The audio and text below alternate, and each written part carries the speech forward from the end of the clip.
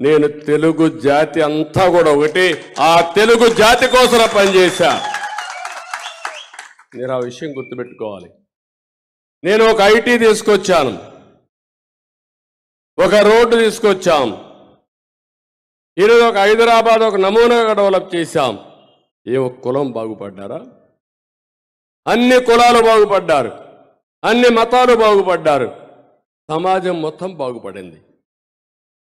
ఆ రోజు నేను చేసిన పని ఈరోజు హైదరాబాద్లో మీరు పోతే 1 ఎకరా భూమి ఉంటే ఎంతండి ఈరోజు అక్కడ ఆస్తి? 50 కోట్లు, 100 కోట్లు. ఆ రోజు కంపెనీలు పెట్టారు. నేను అందరినీ తీసుకొని విదేశాలకు కూడా పోయేవాడిని. అక్కడ డెవలప్ అయ్యారు చూద్దాం, మీరు కూడా డెవలప్ కావాలని పెట్టాను. దాంతో ఈరోజు హైదరాబాద్ భారతదేశంలో నెంబర్ 1 రాష్ట్రం అయ్యే పరిస్థితికి వచ్చింది. అదే ఆంధ్రప్రదేశ్.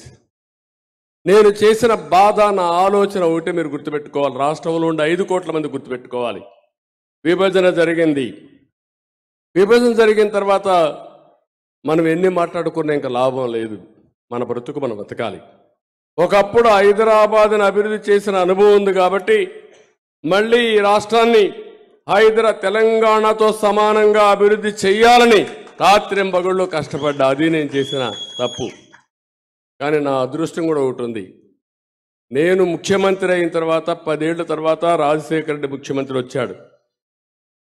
రాజశేఖర రెడ్డి ఎక్కడా డిస్టర్బ్ చేయాల, దేన్ని 1-2 మార్చాడు తప్ప ఏది మార్చాలి అన్నీ కూడా చేశాడు. 5 ఏళ్ళు ఆయన అన్ని కంటిన్యూ చేశాడు. తర్వాత వచ్చిన రోసయ్య కంటిన్యూ చేశాడు, కిరణ్ కుమార్ రెడ్డి కంటిన్యూ చేశాడు, చంద్రశేఖరరావు కంటిన్యూ చేశాడు, ఇప్పుడు రేవంత్ రెడ్డి కూడా కంటిన్యూ చేస్తున్నాడు.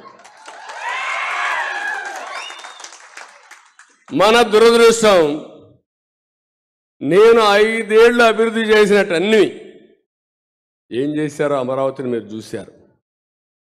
అమరావతి ఒక ఆలోచన, తెలుగు జాతికి ఒక బ్రహ్మాండమైన రాజధాని ఇవ్వాలంటే 5 ఏళ్ల తర్వాత 10 ఏళ్ల తర్వాత ఆంధ్రప్రదేశ్ రాజధాని ఏదంటే 3 ముక్కలాట్లాడే పరిస్థితికి వచ్చాం.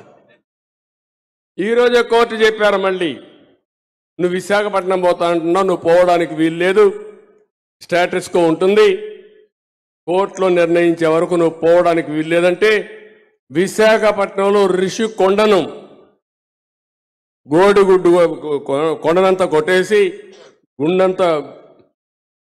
గుండు కొట్టిన కొండ మారిగా తయారు చేసి 500 కోట్ల రూపాయలు ప్రజాధనాన్ని ఖర్చు పెట్టి విలాసవంతమైన ప్యాలెస్ కట్టాడు. ఇమేజిన్ చేస్తారండి.